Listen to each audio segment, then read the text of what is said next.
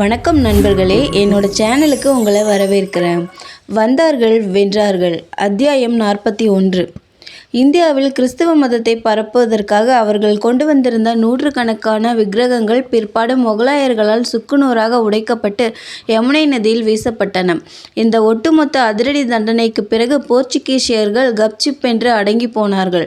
இதற்கிடையே டெல்லிக்கு அடங்காமல் சுதந்திரமாக செயல்பட்டு கொண்டிருந்த அகமத் நகர், பீஜப்பூர், கோல்கொண்டா அரசுகளை வழிக்கு கொண்டுவர பலம் பொருந்திய பெரும் படையுடன் இந்தியாவில் தெற்கு பகுதிக்கு பிரவேசித்தார் ஷாஜஹான்.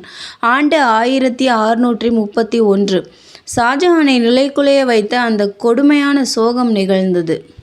அவளுக்காக தந்தை ஜஹாங்கீர் நூர்ஜஹானை சந்தித்து காதல் வயப்பட்ட மென்மையான அனுபவம் அதே போன்றதொரு சூழ்நிலையில் மகன் ஷாஜஹானுக்கும் நிகழ்ந்தது. ஆக்ரா அரண்மனை வளாகத்திற்குள் ஆண்டுதோறும் அரசகுல பெண்கள் ஏற்பாடு செய்யும் ஒரு சந்தையில் கண்ணாடி பொருட்கள் அடங்கிய ஸ்டாலில் பணியில் இருந்தார் பேரழகி அர்ஜுமான் பானு பேகம். ஒரு மாலை நேரம் நெருங்கிய நண்பர்களுடன் ஷாஜஹான் அங்கே வருகை தர அர்ஜுமான் பானுவை பார்த்த வினாடியில் இளவரசரின் இதயம் மெல்லிசை பாடியது. கால்கள் ஷாம்பெயின் அருந்தியதைப் போல தள்ளாடின. சமாளித்து கொண்டு கடையில் இருந்த ஒரு சிறிய கண்ணாடி கோப்பையை சுட்டிக்காட்டி விலை என்னவென்று வினவினார் ஷாஜஹான். அது வெறும் வினா அல்ல, வியூகம் என்பதை புரிந்து கொண்ட அர்ஜுமான் பேகம் வேண்டுமென்றே குறும்பாக, இது கண்ணாடி அல்ல, வைரத்தால் செய்யப்பட்டது, விலை பல்லாயிரக்கணக்கில் ஆகுமே, சமாளிக்க முடியுமா என்றவாறு தன் பார்வையை மின்னலாக செலுத்தினார். உன்னை போன்ற ஒரு பேரழகின் கைப்பட்டு விட்ட பிறகு அது எப்படி வெறும் கண்ணாடியாக இருக்க முடியும்? இந்நேரம் வைரமாக மாறியிருக்கும் என்ற ஷாஜஹான் புன்சிரிப்போடு உடனே பணத்தை தந்துவிட்டு கோப்பையை எடுத்து கொண்டார். பணத்தோடு இளவரசரின் இதயமும் பறிபோனது. திருமணம் என்ற ஒன்று ஆன பிறகு அரசர்கள் நிதானமாக அந்தப்புரத்தில் ஆரணங்குகளின் எண்ணிக்கையை அதிகரித்து கொள்வது வேறு விஷயம். ஆனால் ஒரு பட்டத்து இளவரசருக்கு முதலாவதாக நிகழும் திருமணம் முன்கூட்டியே சிந்திக்கப்பட வேண்டிய ஒரு விஷயமாக அப்போது இருந்தது. சில சமயங்களில் ஒரு திருமணத்தின் பின்னணியில் சாம்ராஜ்ய எல்லைகளை விஸ்தரிக்கும் திட்டமும் பின்னி பிணைந்திருக்கும். ஆனால் ஜஹாங்கீரிடம் சென்று வெளிப்படையாக ஷாஜஹான் தன் காதலை தெரிவித்தவுடன் பாதுஷா ஒரு மறுப்பும் சொல்லாமல் கையை உயர்த்தி அனுமதி தந்தார். மகாராணி நூர்ஜஹானின் சொந்த சகோதரரும் முதலமைச்சருமான ஆசஃப் கானின் மகள் அர்ஜுமான் பானு பேகம் என்பது குறிப்பிடத்தக்கது. 1612 ஆண்டு ஷாஜஹான் அர்ஜுமான் பானு பேகம் திருமணம் நடந்தது. மணமகள் பேரரசர் ஜஹாங்கீரை வணங்கி எழுந்தவுடன், இன்றிலிருந்து நீ மும்தாஸ் அரண்மனையில் முதன்மையானவள் என்று அழைக்கப்படுவாய் என்று அறிவித்தார் பாதுஷா. காதலின் முடிவு திருமணமெனில் அதோடு காதல் முடிவு பெறுகிறது என்று சொல்லப்படுவது உண்டு. உலக ரீதியில் இன்றளவும் உன்னதமாக உயர்ந்து நிற்கும் காதல் காவியங்கள் மணப்பந்தலில் முடியாதவை என்பது நாம் மறுக்க முடியாதது. இதை அடியோடு பொய்ப்பித்து காட்டினார் ஷாஜஹான். இளவரசரின் 18 வருட இல்லற வாழ்க்கை பிரமிப்பூட்டும் ஒரு காதல் காவியத்தின் 2ஆம் பாகமாக தொடர்ந்தது.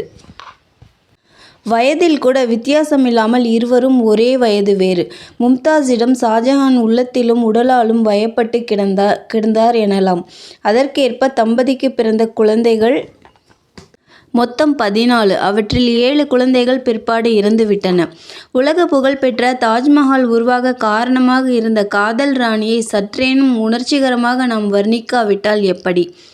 மிகுந்த ஒரு லட்சிய மனைவியாக திகழ்ந்தவர் மும்தாஜ் என்பதில் யாதொரு கருத்தும் வேறுபாடும் இல்லை.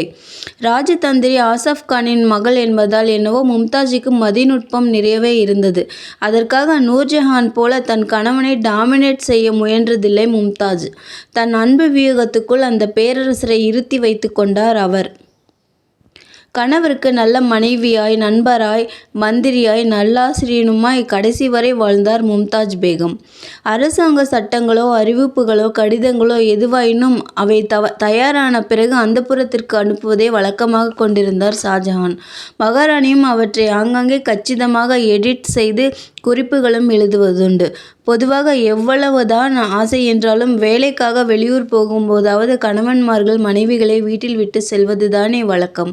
ஷாஜஹான் தான் போகும் இடத்திற்கெல்லாம் தன் பிரிய மனைவியையும் கூடவே அழைத்து செல்வதுதான் வழக்கமாக கொண்டிருந்தார், போர்க்களங்கள் உட்பட. சில ஆங்கிலேய நூலாசிரியர்கள் அந்தப்புரத்தில் நிம்மதியாக இருக்க வேண்டிய மனைவியை போர் நடக்கும் இடத்துக்கெல்லாம் தன் கூடவே இழுத்து சென்று சிரமப்படுத்துவது அப்படி எந்த வகையில் பெரிய காதலோ என்று அலுப்புடன் குறிப்பிடுகிறார்கள். அரசர் இருக்குமிடமே ஆக்ரா என்று மும்தாஜ் பரவசத்துடன் முடிவெடுத்தால் நாம் என்ன செய்ய?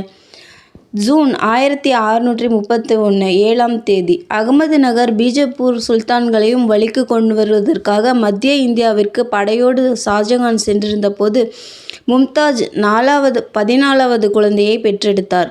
பிரசவம் முடிந்த கையோடு மும்தாஜுக்கு திடீரென ஜன்னி பிறந்தது. உடல் தூக்கி போட்டது.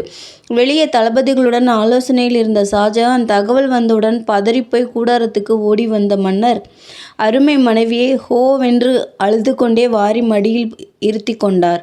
சில நிமிடங்கள் கணவரின் கரத்தை இறுக பற்றி கொண்டிருந்த மும்தாஜின் தலை சாய்ந்தது.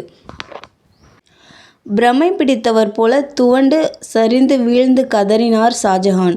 சில நாட்களில் திகைப்பூட்டும் நிகழ்ச்சி ஒன்றும் நடந்தது. அதுவரை மன்னரின் தலையிலும் முகத்திலும் கம்பீரமாக கருமையாக இருந்த ஷாஜகானின் முடி திடீரென்று வெள்ளை வெளிரென்று நரைத்து போனது. அன்பு மனைவியின் அகால மரணம் ஏற்படுத்திய அதிர்ச்சியிலிருந்து ஓரளவு மீளவே ஷாஜகானுக்கு 2 ஆண்டுகள் பிடித்ததாக கூறப்படுகிறது. அதற்குள் மன்னருக்கு முதுமையான தோற்றம் விட்டதாக தகவல். 2 ஆண்டுகளுக்கு மன்னர் புத்தாடையும் அணியவில்லை. அலங்காரம், வாசனை திரவியம், அறுசுவை விருந்து எல்லாவற்றையும் தவிர்த்தார். அவ்வப்போது திடீரென்று மணிக்கணக்கில் மௌனமாகி போனார். மன்னர் என்கிற முறையில் அத்தியாவசிய கடமைகளில் மட்டுமே ஷாஜகான் ஈடுபட்டதாக தெரிகிறது. ஒரு நாள் நெருங்கிய ஆலோசகர்களுடன் அரசர் இருந்தபோது மனைவி பற்றி பேச்சு திரும்பியது. அப்போது காதலும் துக்கமும் ஆவேசமும் பொங்க அவளுக்காக ஒரு நினைவு மண்டபம் கட்ட வேண்டும் என்று சொல்லி கலங்கினார் ஷாஜகான். தான் காதலித்த ஒரு பெண்ணுக்கென அற்புதமான ஒரு கல்லறை கட்ட வேண்டும் என்ற எண்ணம் மனதில் விஸ்வரூபம் எடுக்க ஆரம்பிக்கவே காரியத்தில் இறங்கினார் ஷாஜகான். மும்தாஜ் இறந்தது தட்சிண பிரதேசத்தில் பர்ஹான்பூர் என்னும் ஊரில். அங்கே தற்காலிகமாக புதைக்கப்பட்ட அவருடைய உடல் 6 மாதங்கள் கழித்து ஆக்ராவுக்கு இன்று தாஜ்மஹால் அமைந்துள்ள இடத்திற்கு பெரும் ஊர்வலமாக கொண்டு வரப்பட்டது. ராணி இறந்து சரியாக ஓராண்டு கழித்து தாஜ்மஹால் கட்டடப் பணிகள் துவங்கின. நன்றி. அடுத்த காணொளியில் சந்திப்போம்.